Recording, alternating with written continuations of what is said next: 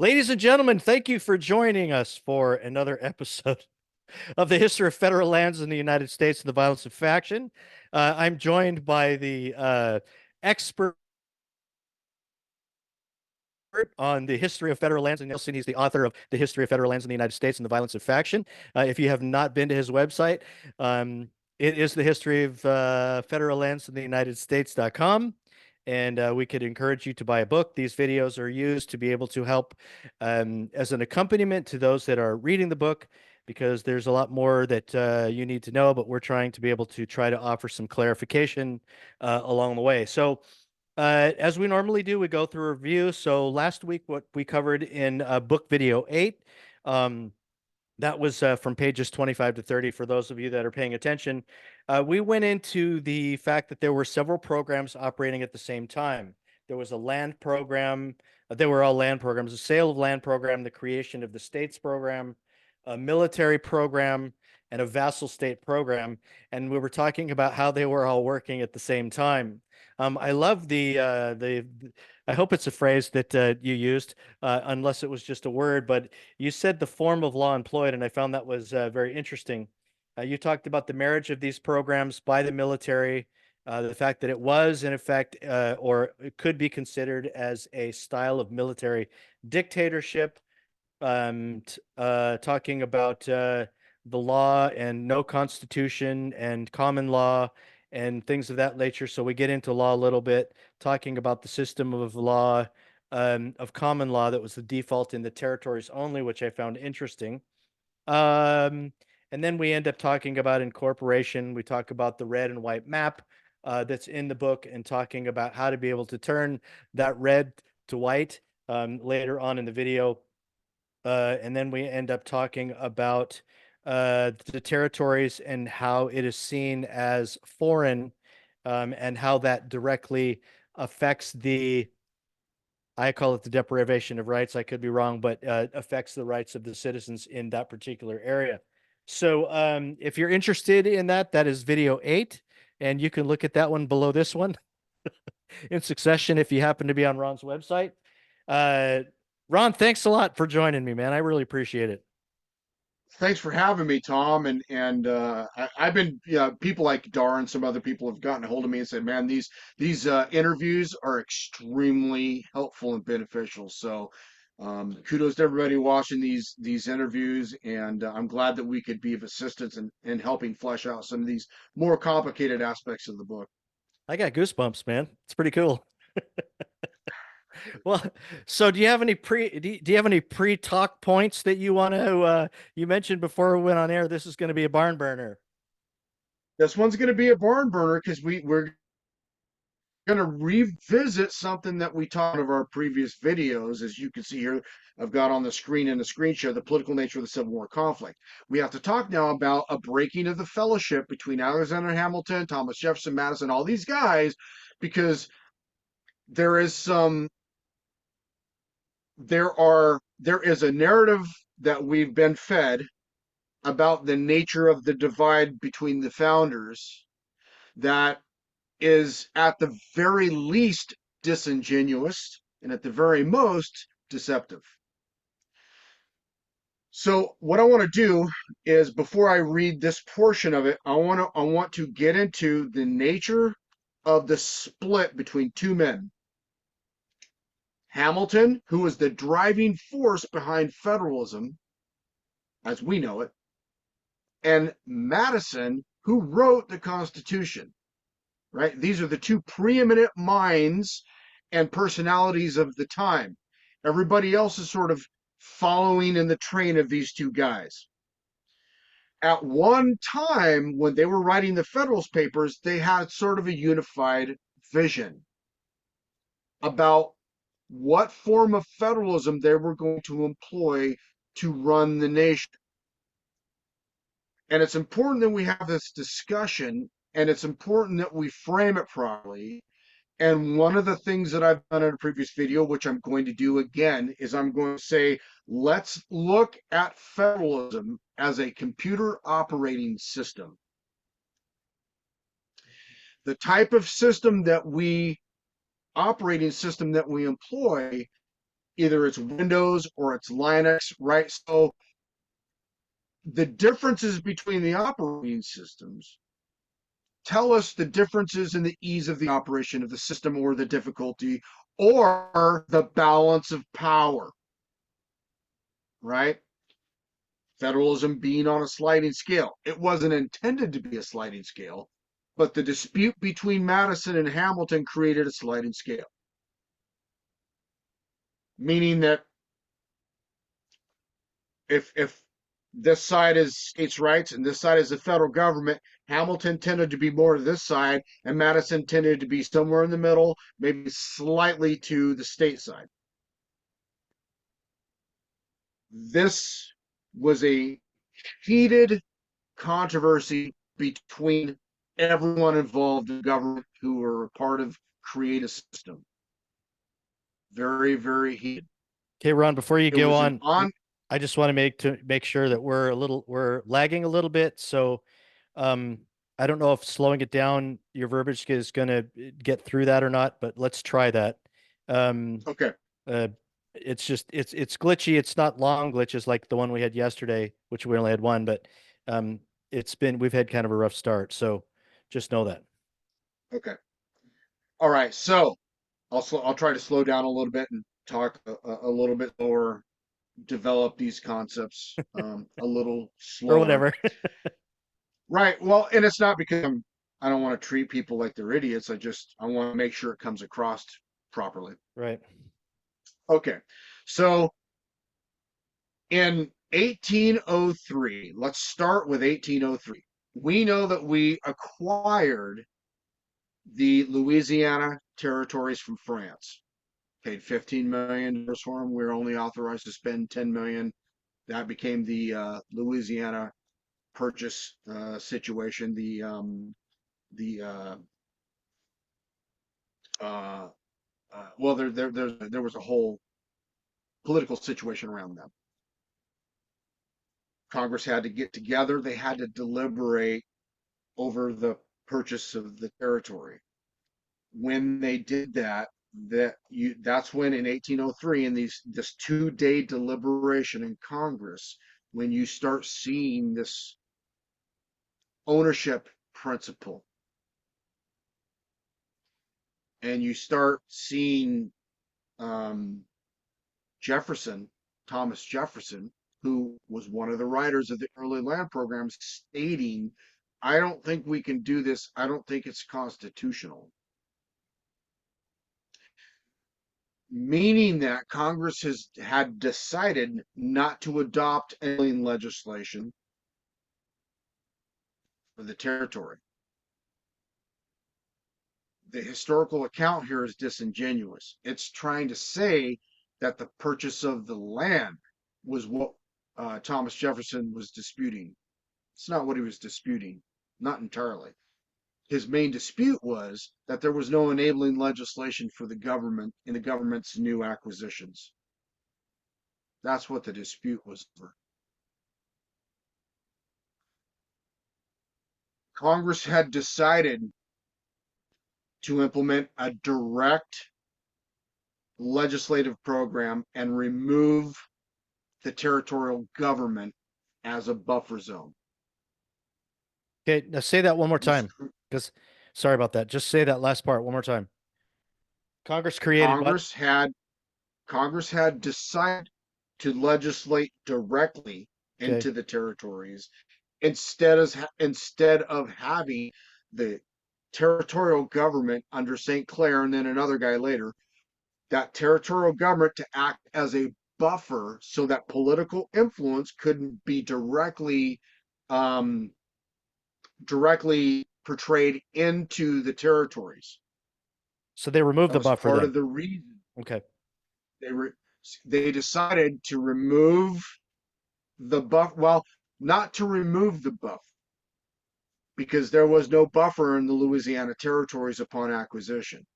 They just decided instead of the buffer zone that they created in the Northwest and Southwest territories, they decided not to create a buffer zone for the remainder of the territory. Let's take a look at that territory really quick.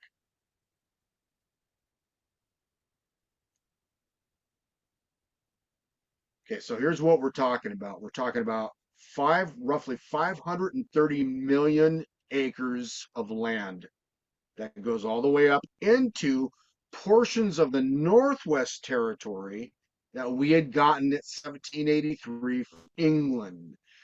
So, upon the acquisition of this territory, Minnesota grew from just right here to down in here. It doubled in size. Mm-hmm. Okay, so during 1803, you had something else go on.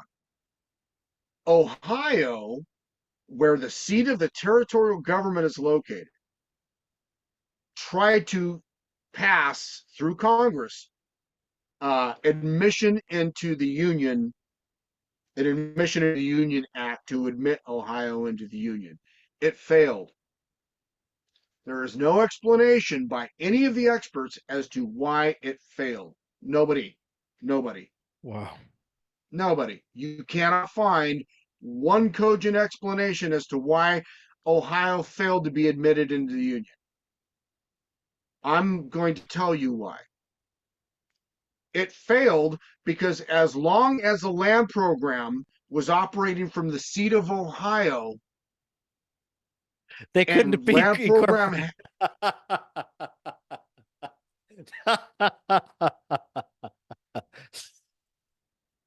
You better, perfect, Tom, perfect. did I say you should say that just for clarification on this video? Because I think I just Yeah, obliterated it by I'm laughing. just going to say what Tom said. The reason why is because they were still operating the state creation program, and as long as they were still operating the state creation program, the seat of the territorial government had to remain in a territory. That Yep. means Ohio had to remain territorial until it was all finished. Not just the northern government, but the southern government as well. And if Oklahoma didn't get admitted until 1790, then that whole territorial government had to operate until Oklahoma was admitted into the Union Oh my in gosh, that is 1790. incredible, man. That is so incredible. That's why Ohio could not be admitted into the Union in 1803. I'm the only person that's worked that out. You cannot find that explanation anywhere else. That is I know. fantastic, brother. It's crazy. But it makes The amount of it makes deception perfect that we sense, man. You led me to it, right? and I Exactly. yep, anybody, yeah. Good, keep going. Okay, so that's an important date, the 1803 date. We acquire the Louisiana territories, and Ohio tries to do an admission into the Union, only to find out, oh, crud, we can't do that. We're still running the program.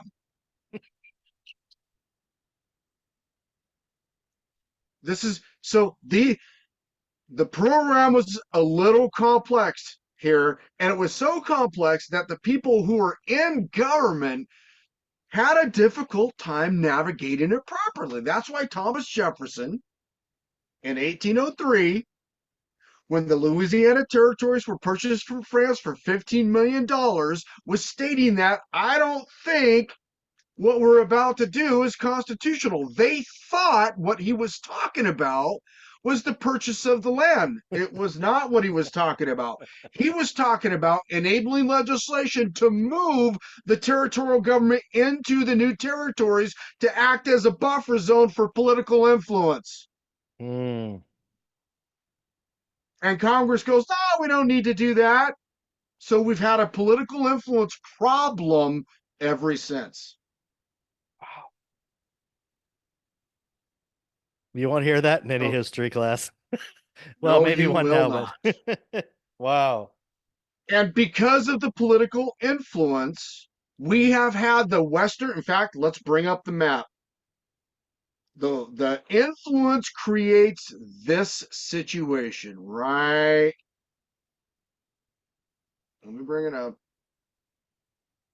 The red and white map. Yeah. Mm.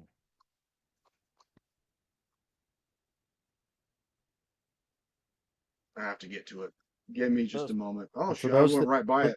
for those that have the book, it's on 26, Is it on 26? page 26. for the people following along. Okay, I'm almost there.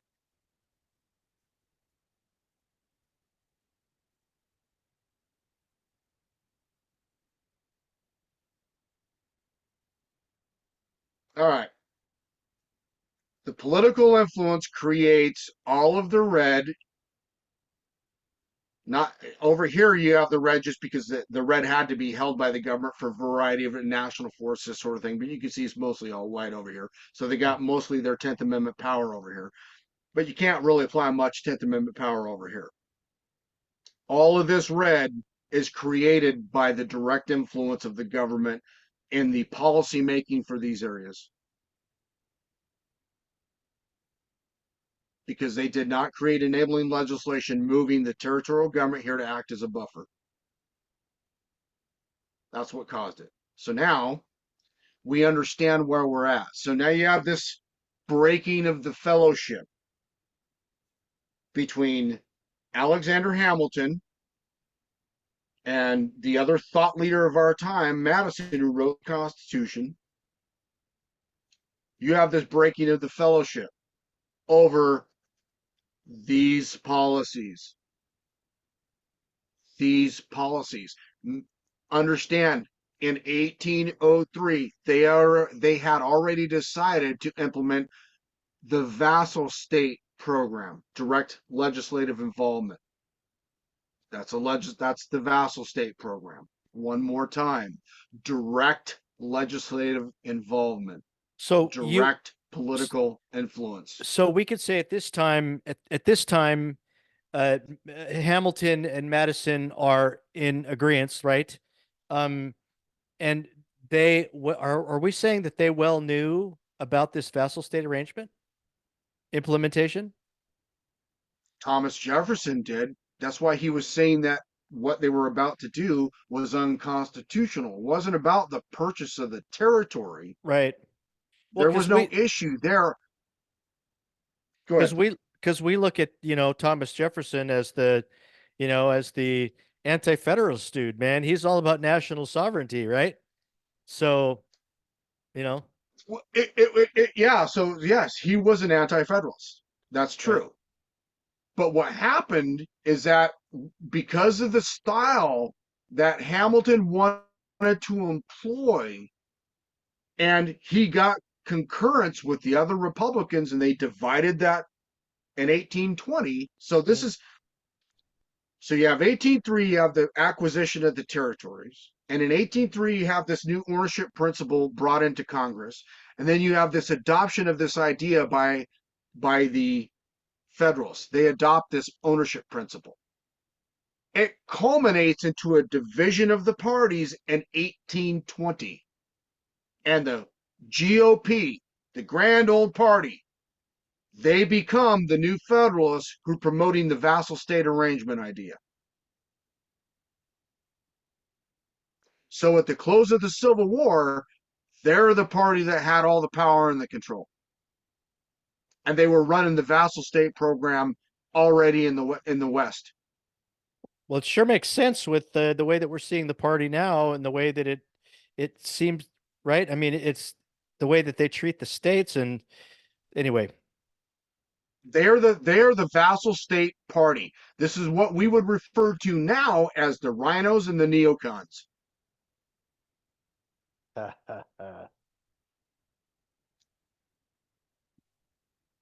Beautifully done, man.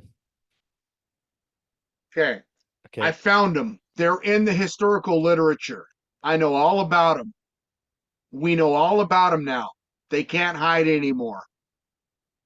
These sons of bitches have been hiding this whole time right in front of our faces, and we couldn't even see them. That shit's over. It's over right now. We know who they are. We know what they're all about. They're about a vassal state arrangement. We can clearly see they're employing their vassal state arrangement. But anyway, so 1820 is when they make the split. And you can see here in these maps, maybe that's not the right one to use. We'll go back to the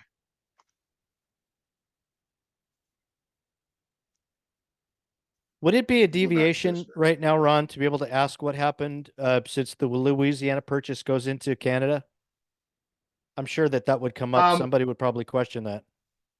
yeah, so we just settled out. I'm sure that there was a settling. I don't really know. I haven't Okay. looked into that, how we settled out with Canada. Okay. I wasn't concerned with the Canadian Okay. provinces and how they settled out. I would imagine there had to be some sort of um, purchase from Canada of that portion of that territory to create that border zone right there. Okay. Okay, so all right, we're not quite at 1820 yet. We're still in 1803. We have this purchase of all of this territory, and then we have the Missouri Compromise that happens later in 1820. But that was a slavery proposal thing because remember the Northwest Ordinance prohibited slavery in the territories. So they realized they were going to have a problem in Congress with an imbalance of slave versus non-slave states, and they were going to. So they're like, okay, what was the compromise? They went against the Northwest Ordinance to allow Missouri to be a slave state.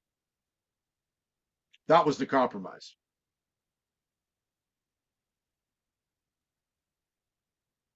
And they were doing this sort of stuff all the time in the territories because there was just so much acrid, heated disputes over how we were going to run federalism, slavery, a whole bunch of different stuff.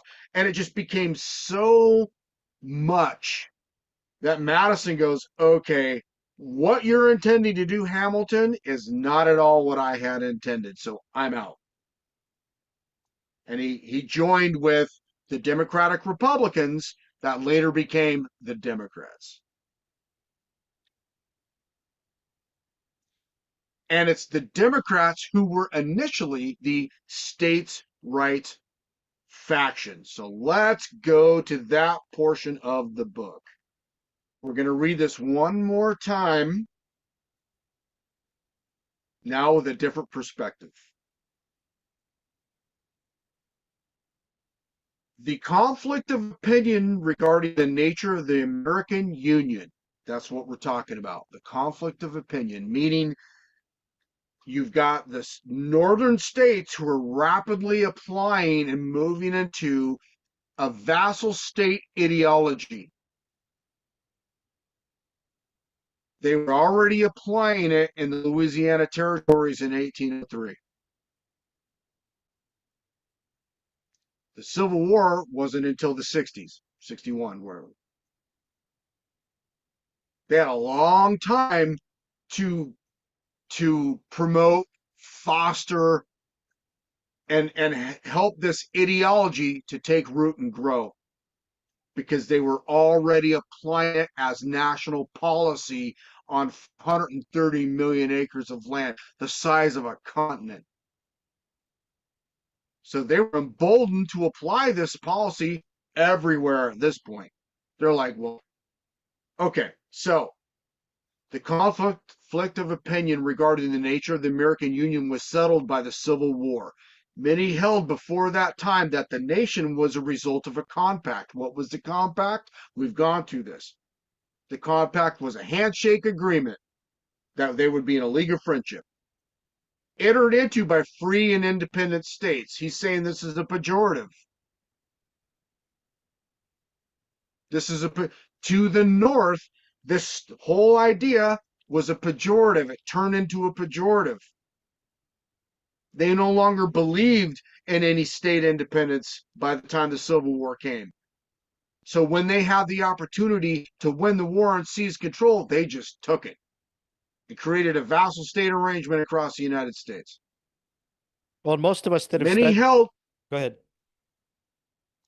so which, while recognizing the Constitution as common bond of union, that was that common bond of Confederate Union, a handshake agreement between the states, left to each state as a part of inherent sovereignty the right to either nullify a national obligation or withdraw without the circle of national influence or power. That's called state nullification. So where are you going to find state nullification now?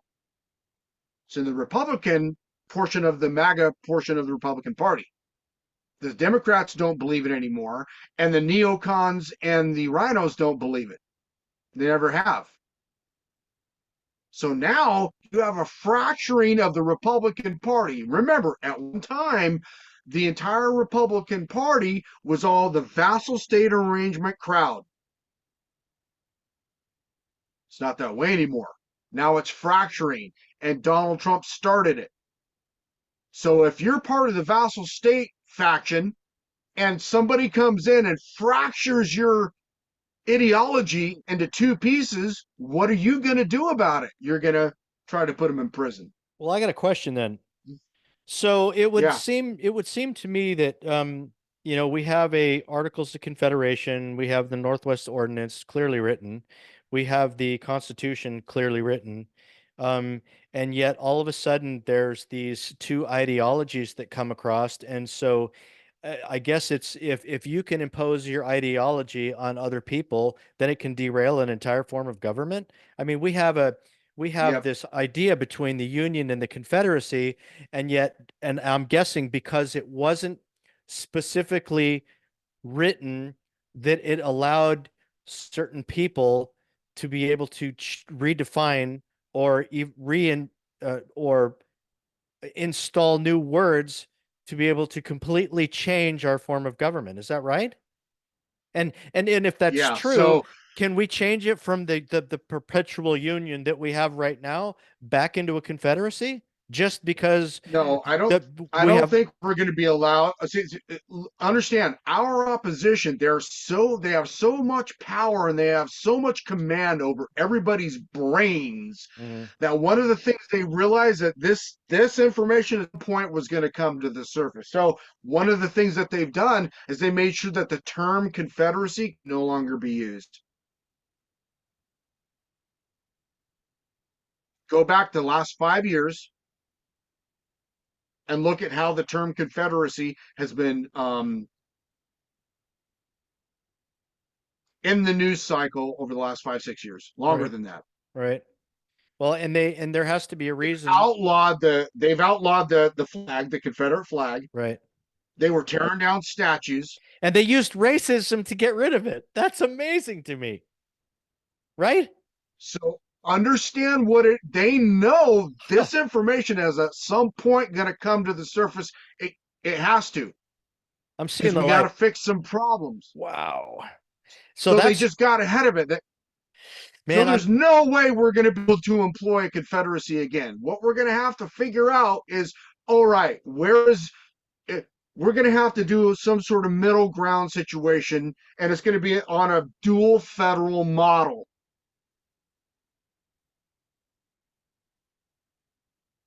where we operate where we are right now, where we have areas of exclusive jurisdiction while we have what did you call it? Concurrent jurisdiction in others? Well, let me just explain it this way. See every place in red? That's now under the cooperative federal model. The cooperative federal model, let's say it another way, it's cooperate or else. Yeah, it is. That's well It's said. their version of a vassal state arrangement. Hmm. They call it the cooperative model. Hmm. It doesn't mean that they're going to come in and cooperate with you. They're telling you you will cooperate or else. Do I need to read that portion of that statement from the book again? That's what the dude is saying. He's saying you will cooperate or else. This whole thing right here says cooperate or else. That's the tenor. That's how it's written. Henceforth, the Constitution is not should, is to be viewed not as a compact between sovereign states, but as the fundamental law of the whole land. So if the term sovereign state and the fundamental law of the land are at opposites to one another, which is what he does here, he makes them opposites in one another. We Well, are so that talking about a vassal state arrangement, and you will cooperate or else. and that's why nullification doesn't exist, or people don't believe it, or there's a basic argument about one of the basic tenets. It doesn't have to be written in there. It's just a matter of constitutionalism, as far as I know. to be able to implement that. And to say it doesn't exist, I'm sorry, I'm still going back to the fact that the Confederate flag, all the stuff against it, I'm like, why are people so opposed to it? Then I learned the history of the Confederate flag. Then I find out they use racism like they do now to be able to divide and conquer. But of course they can't have the Confederate flag because we're no longer a confederacy, and they needed racism to be able to implement it, or at least it was That's part of it, right. I'm sure. Wow, They wow, cannot allow the wow. return to a Confederate form. Right. They must do everything in their power to prevent that from happening. The only thing that I can see that we can do is just go back to a dual federal model in the way policy is administered. But there's just no way we'll be in another civil war if we try to force the Confederacy back into operation. So should you explain what you mean by the dual federalism model? Is it like what I said about, about the dual federalism, one being the exclusive jurisdiction, while at the same time we have this sort of concurrent jurisdiction that may or not be, or is it something different? Okay, so the dual federal model puts more emphasis. So we have to start looking at things for the legal lens a little bit here. The dual federal model in a court, in a federal court, doesn't allow things like third party suits, administrative proceedings, doesn't allow, because of this, the Article 3 standard requirements, doesn't allow the Chevron doctrine and the deference to agency power, doesn't allow there to be areas in the United States under exclusive jurisdiction where it is now, at the level it is now, right? So there's a lot of things that the dual federal model does not allow that would begin the process of fixing the amount of red that we have in the United States. Now, the dual federal model doesn't necessarily kickstart the the resurgence or the reapplication of the disposal program. But in order to be in a dual federal situation, we're going to have to. That's going to be part of the dual federal model. The government will have to restart its disposal program, which means we've got to render the ownership principle in FLIPMA unconstitutional, which it can be. There's a lot of work here, and it's going to be a decade of doing this, right? None of these things are an immediate fix. The only immediate fix here is everybody decides, they make a decision right now. Fixing it will take time, but everyone has to decide right now. We're going to continue the cooperate or else model, or we're going to start adopting a dual federal model. That has to take place right now. So people need to be reading the book. People need to be That, listening to our videos. People need that's to right. be sharing the book. People need to be sharing these videos. That's right. Okay, everybody, you heard that. We don't do this, these people who control the system, the powerful party that has risen, they will thrust us into a civil war just to maintain what they've seized from the end of the Civil War till now. And they will do it. Indeed. These people are not to, do not underestimate these people. They have been creating states and overthrowing governments for over 200 years. They know what they're doing. Wow. So are you good, or should we continue on? You have a lot to cover, so A lot I here. didn't want to interject. You just keep going then. So, later on in the book, it says the said territory and states which may be formed therein shall forever remain a part of this confederacy. This is what I'm talking about. So the return to the confederacy, meaning that through the arrangement that was intended, the constitutional system that was intended, you would get all white instead of all red on the map. This system left intact post Civil War, let's just say the Civil War never happens, the intention of the system would have created a mostly white map. But from the time that these sons of bitches seize the system till now, you get the red, right? So the said Terry, so the way that the Northwest Ordinance and Article 4 reads is this: the said territory, this is in the ordinance, the land program ordinance. The intention was this: the said territory and the states which may be formed therein shall forever remain a part of this Confederacy of the United States of America, subject to the Articles of Confederation and to such alterations therein as shall be constitutionally made. That's why FLIPMA is unconstitutional, because they did not pass FLIPMA constitutionally. They passed it through legislation. Constitutionally made means they had to change the intent of the program in the Constitution. This requires a constitutional amendment. Okay, I got to ask one question. Yeah, It says that the Northwest Ordinance, the said territory, shall forever remain a part of this Confederacy of the United States of America, comma, subject to the Articles of Confederation. So does that mean, and then it says, and to such alterations therein as shall be constitutionally made? My first instance when I read that without reading any further than the next comma is subject to the Articles of Confederation. So did they try to get us to believe that we were forever part of a confederacy as long as the Articles of Confederation remained? no, the Articles of Confederation were going to be applied to the territory. Okay, and that's where the addition was, and such alterations therein shall be constitutionally made. Was that That's right. four? Is that Article 4, 3, 4, the one that you talk about all the time? Sorry, never mind. Yeah, so the Article 4, Section 3, Clause 2 of the United Okay, States good. Constitution is the territorial clause. Mhm. Property or other territory belonging to the United States.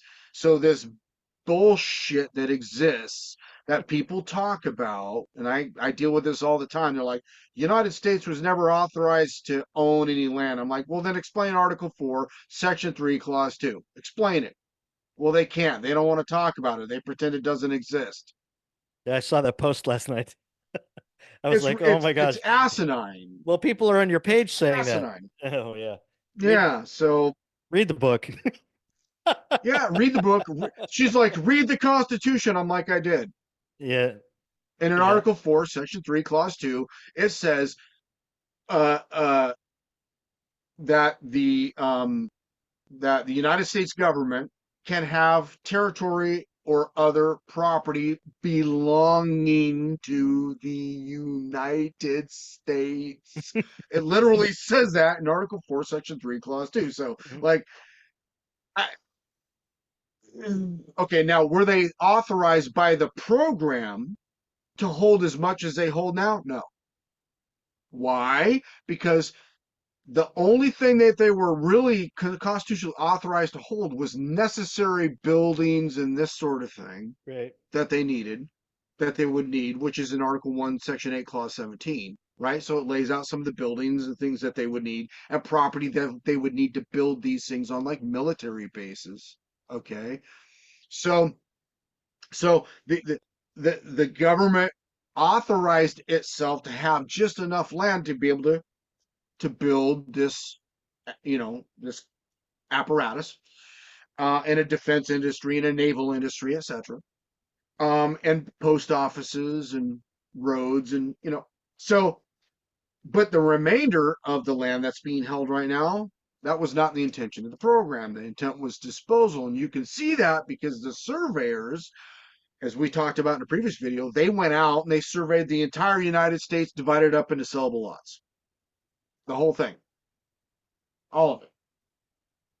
But when the disposal program was unfunded in the 80s, when they stopped funding the program, that effectively stopped the disposal program. But prior to that, in FLIPMA 1976, they claimed ownership of the remainder of the territory, turned it into property. Then they say now, well, we're going to apply a proprietary property jurisdiction to our property. Well, again, they've been talking about this ownership principle since 1803. And the powerful party that has risen, that now controls the entire apparatus, the military, industrial, technological, oligarchical system that controls everything, they just want ownership of as much of the of everything. I mean, these are kind of guys that'll kill you over a 1 foot square section of ground just out of principle. They So are when hostile so to when this you system. when you go further into case law citations, which is the next paragraph on page 31, Downs versus Bidwell. So I have a question to ask you about this, and maybe Yeah. it just kind of will help people in their constitutional knowledge or how the courts work or whatever.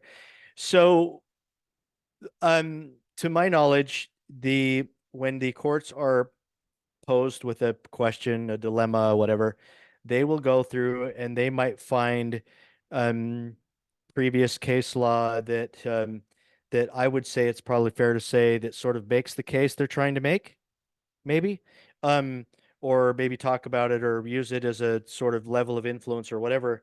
But since Downs versus Bidwell is the case, what did you call it? The case that nobody knows or the case that never existed? Yeah, the If Supreme Court case that never existed. Yeah. would it be as simple to have a Supreme Court justice say, recognize and read Downs versus Bidwell, and to be able to upset the entire place where we are right now by standing on a provision or any part of that case? Yeah, the Supreme Court of the United States is about to revisit Downs versus Bidwell. Well, they're going to have to, right? They're going to have to. But there's They're some going to good be news made because there's to. some good stuff Well, in they're not there. going to be made to, but there's a series of cases that are going to the Supreme Court, and one of them is going to introduce the Downs versus Bidwell matter and the issues that arise out of it. Wow. Not the case. There's no issues that arise out of the case. There's an issue with the government's um the United States government is hampered by that decision because of the 6 point doctrine. So they pretend it doesn't exist. That's why I wrote the title that way.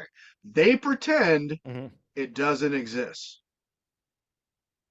So if we make it exist and that case is brought back, would it upset all of those decades of previous uh citations? Could it? It's going to create a massive political problem and a legal problem in all the red areas in the Western United States. We'll just wait. Massive problem. Prepare for that, ladies and gentlemen. Uh huh.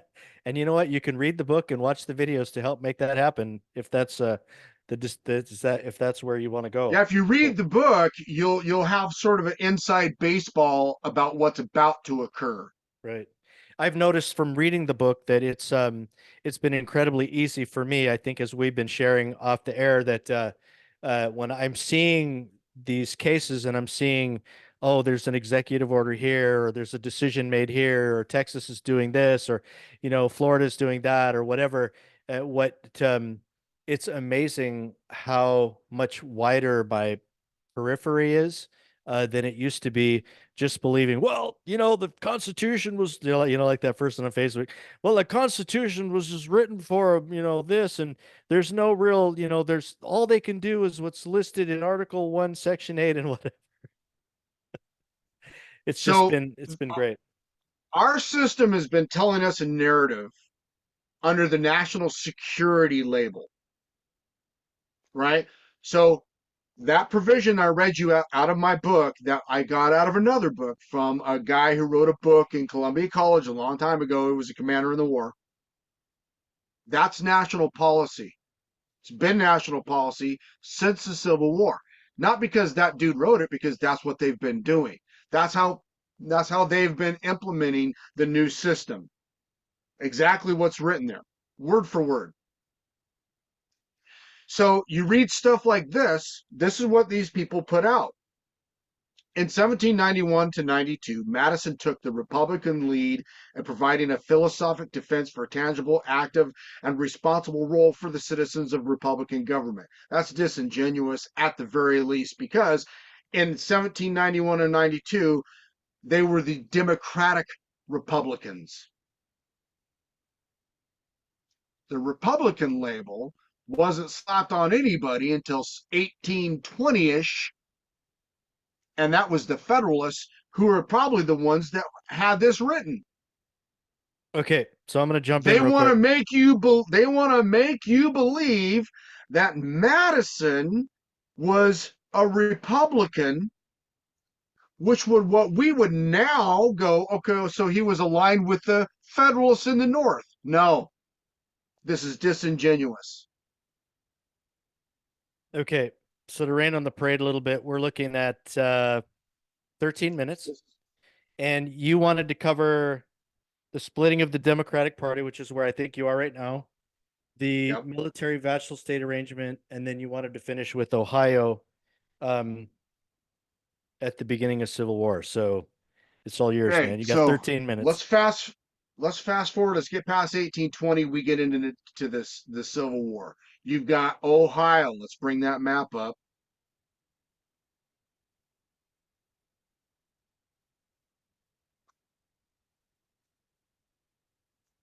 And it's right about there. Okay. And I think Ohio's right. It's one of these two states right here, I think. That's it. The military is housed in Ohio. We've gone over that repeatedly. The division between the founders on what form of federalism to employ for the running of the country is hit a fever pitch. Slavery isn't definitely one of the issues. They had to do the Missouri Compromise over it, right? They put a lot of pressure on the newly formed system of government between these competing factions about how to run the government. Either we're going to run it as a vassal state arrangement, which they want to do in the North, or we're going to run it as the Confederate agreement that we had, where the states have a little bit more power, up to and including nullification and states' rights in the South. You've got this military dictatorship system that's been in operation now since 1787, and we're almost 100 years in by the time the war comes around in 61. So you're 80 years or something like that. That's a long time to acquire military hardware, military experience, and military personnel.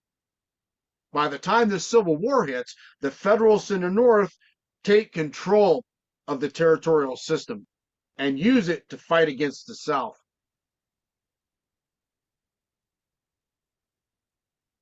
That's why they won the war.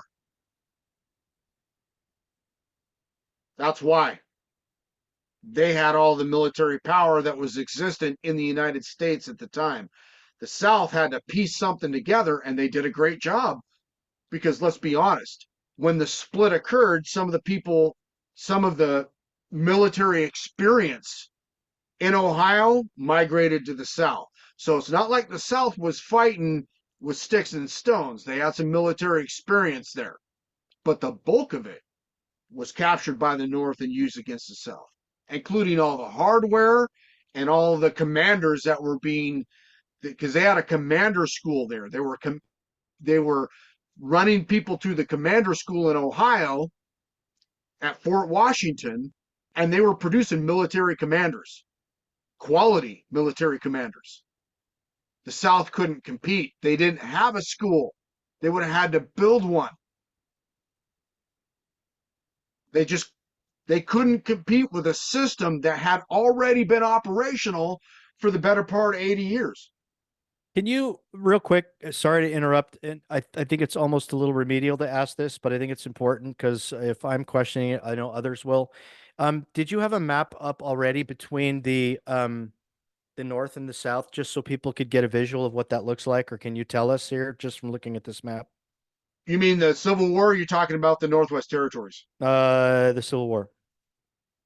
I don't have that. Okay, that's fine. But Doesn't let's bring it matter. up. Let's bring it Well, you up. don't. Civil Well, War map. Let's see what we get. just so people know what we're Okay. looking at. Well, let's look at this one here. I didn't mean to deviate. I just figured it might be important for people to get a visual. Hey, visuals can be good, can be very helpful, very beneficial. All right, this is from the Library of Congress. I go to the Library of Congress whenever I can. Well, because I know that the Okay. reason why I do this is because some people think the Northwest Ordinance means the Northwest states like Washington, Oregon, and Idaho. So that was the purpose for my question. Okay, this is a showing the territory and possession of the federal union. Um, 1864. And I don't let's see, what are the colors? Indicates by color the territory is claimed by the Confederates in 1861. Okay.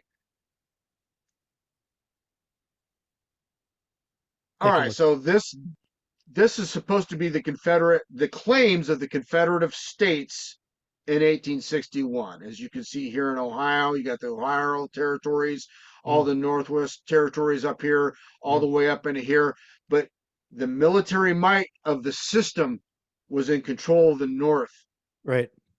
And subjugated the South. Yeah. Amazing. When at the close of the Civil War, all of this territory is now being held as belligerent and as territory. And we can't have those rabble rousers back in the Union. They'd cause a problem. Yeah. So Those extremists. the United States government was already engaged in a territorial program. They had territorial stockpiles. These were territories, right? The Oklahoma Territory, the New Mexico Territory, the Arizona Territory. Um, these are all territories. In fact, you have the Southern Territories down in here. Mhm. Okay, cool. Thank you. At the close of the Civil War, when the North took possession, it considered all of this, including the states that were once part of the Confederate. They're all territorial now. Mm. Okay. All right. So you're on military vassal state and Ohio at the beginning of the Civil War and the military industrial complex under Arthur Sinclair. Okay, Mm, so I bring up something that was talked about in the Downs versus Bidwell case. And this is what one of the judges say in the case, in his written opinion. In one of those opinions, it is said that the Constitution was created by the people of the United States as a union of states, not as the union, but mhm. as a union of states to be governed solely by representatives of the states.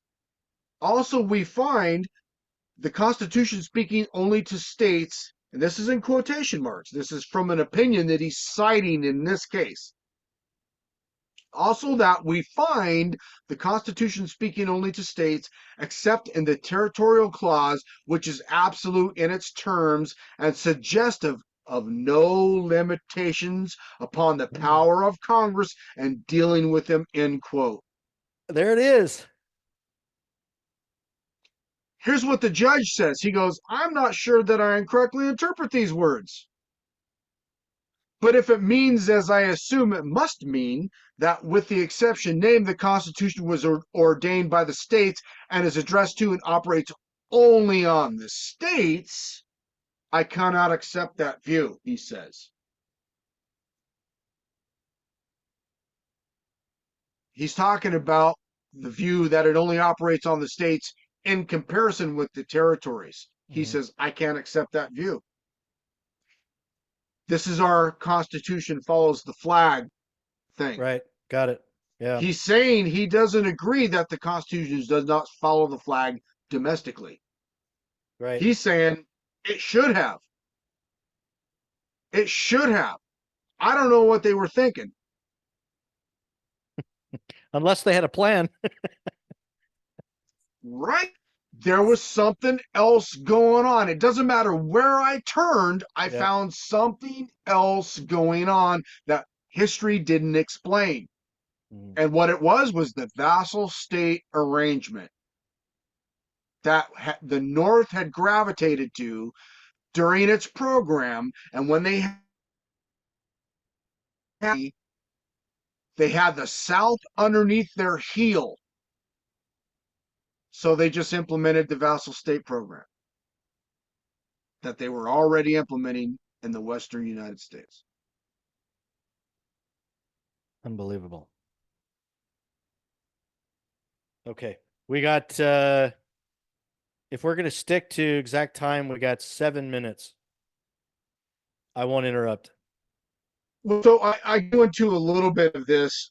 I'll break it down. The Constitution preamble, right? Because it's not understood again the structure that the people the founders remember. We had two ideas about how to do this, and we struck a compromise, and it's written in the preamble to some degree. And uh, here I'm just going to read it. We now know for whom the Constitution was written. Now we need to know to who drafted it, and we see that the people of the United States is a targeted class of persons. So let's bring up the preamble to the U.S. Constitution, and let's just look at it. We, the people of the United States, in order to form a more perfect union, establish justice, ensure domestic tranquility, provide for the common defense, promote the general welfare, and secure the blessings of liberty to ourselves and our posterity, do ordain and establish this Constitution for the United States of America. I'm bringing up in the for the United States of America. So let's break that down. What does that mean? The operational words here appear to be of, for, and union. The word of is a preposition and means expressing the relationship between a part or a whole and a whole. And the word for is also a preposition, means intended to belong to or to be used in connection with. Union is a noun, meaning the action of or fact of being joined, especially in a political sense.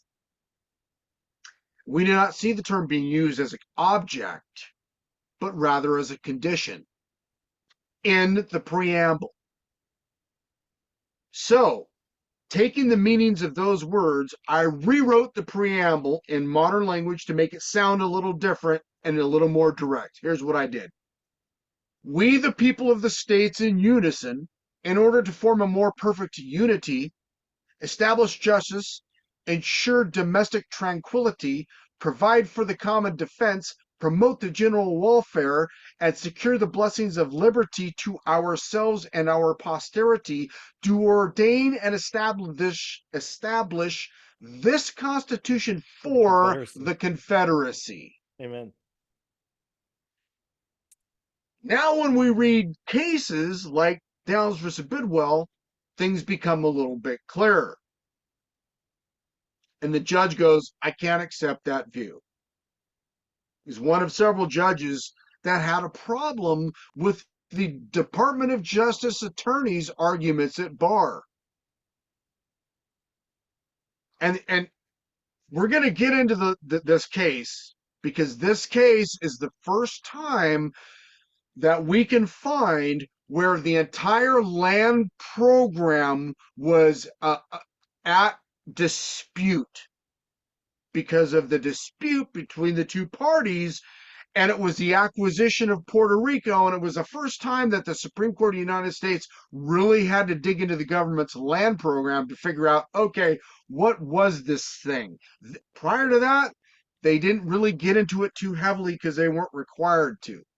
So by the time 1901 comes around and they say, okay, we've got to handle this, they dig into it, and they find out some things that they're like, okay, I'm not sure I agree with this. I'm not sure I agree with that. There was one judge in his dissenting opinion that says, if you guys do this, you will create an era of legislative absolutism. That's what he said, meaning that the congressional legislative power of Congress will be so dominant in the territories that it might as well just be an absolutism. That's what we have now. Hmm. Legislative absolutism.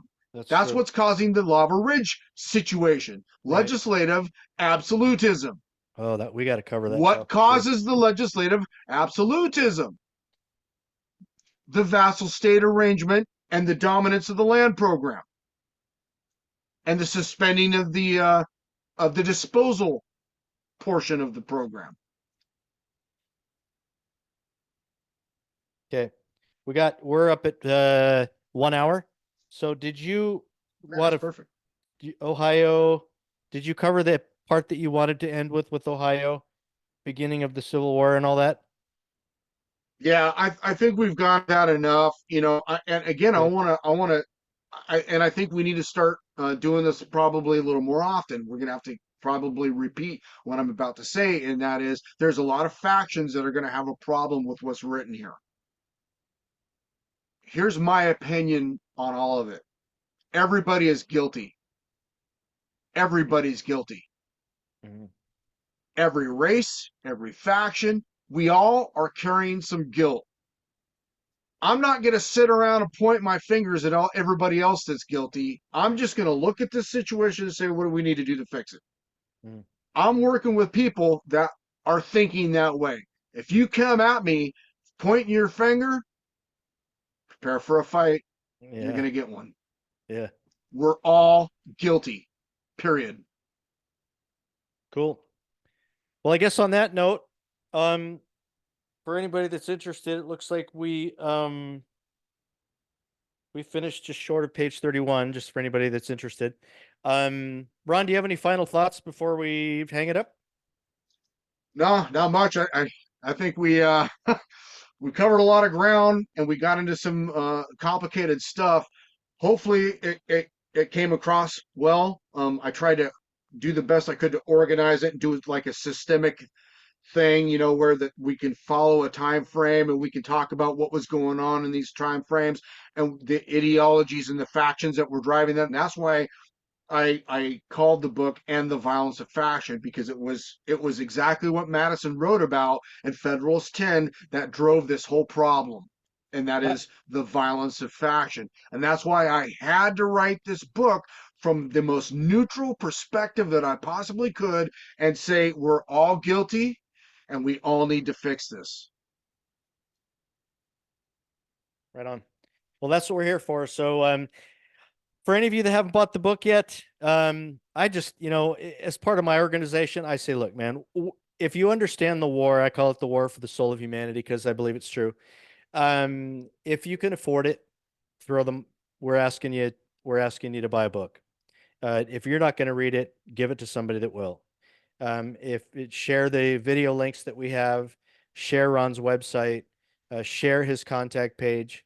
If you know people of influence, put us in touch with us ASAP. If you realize the fact that we don't that time is extremely limited, it is important for us to be able to do everything we can to achieve the end that we have just discussed. So, Ron, he's Nielsen. He's the author of the History of Federal Lands in the United States and the Violence of Faction. You can go and get a copy of his book at the History of Federal Lands in the United States.com. There will be a video link in the description box below this video. Please like it, share it, do all those kinds of things, and help us get the word out. Help us become successful in what we're trying to do. And Ron, I thank you for joining me again, man. It's every experience is humbling and fun at the same time, and I'm just glad to be chosen to be part of what you're doing. So I guess until like next time, ladies and gentlemen, I guess. We'll see you later. Thanks. Thanks, everyone. Thanks, Tom.